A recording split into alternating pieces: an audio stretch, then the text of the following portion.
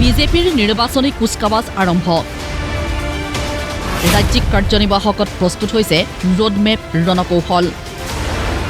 বিজেপিৰ বাবে 2026ৰ অসম বিধানসভা নিৰ্বাচন ৰঞ্জিকাৰ নিৰ্বাচন নহয় ই হ'ব সভ্যতাৰ যুঁজ অস্তিত্ব ৰক্ষাৰ যুঁজ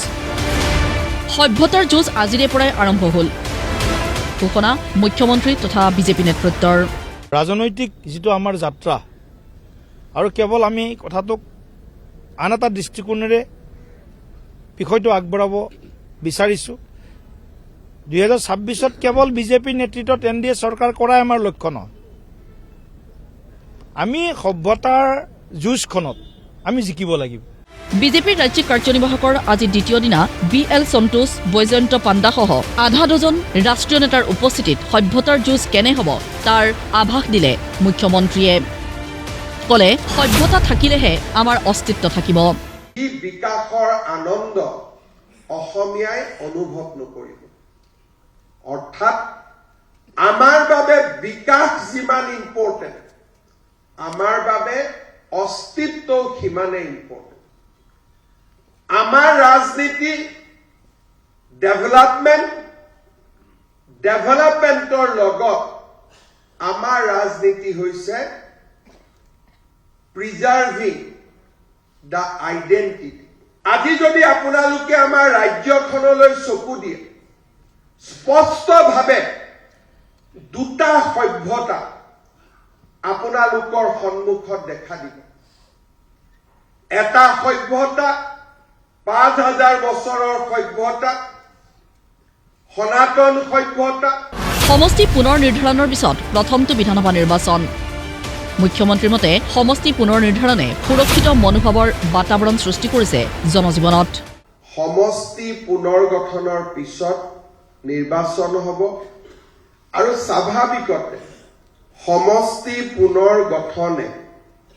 আমাৰ খিলঞ্জীয়া অসমীয়া ভাৰতীয় ৰাইজৰ মাজত এটা সুৰক্ষাৰ মনোভাৱো সৃষ্টি কৰিছে যোৱা 5টা বছৰত 2021 চনৰ পিছত ৰাজ্যত অভূতপূৰ্ব উন্নয়ন হৈছে কাৰ্যনিৰ্বাহকত অংশ লৈ কেন্দ্ৰীয় মন্ত্ৰী সৰ্বানন্দ সোণোৱালৰ আহ্বান দলীয় নেতাকৰ্মীক অত্যুৎসাহী নহ'ব সংঘাতত লিপ্ত নহ'ব আউল লাগিলে দলৰ ভিতৰতেই লাগিব মইতো দেখাত একো অসুবিধা মই দেখা নাই তথাপিও আমি অত্যুৎসাহী হ'ব নালাগে নহয়নে আৰু ৰাইজে মই যিমান ৰাইজক পাইছোঁ বিভিন্ন ঠাইত ৰাইজেতো কৈছে কামখিনি ইমান ভালকৈ হৈছে শান্তিও হৈছে গতিকে অসুবিধা নহ'ব কিন্তু আমি এটা কথা মনত ৰাখিব আমি যাতে আউল নলগাওঁ দলৰ মানুহখিনি দেই সংযত আৰু সংযমী হ'ব লাগিব জনসাধাৰণ ঠিকে আছে কিবা খেলি মেলি হ'লে কিন্তু আমাৰ মাজতে হ'ব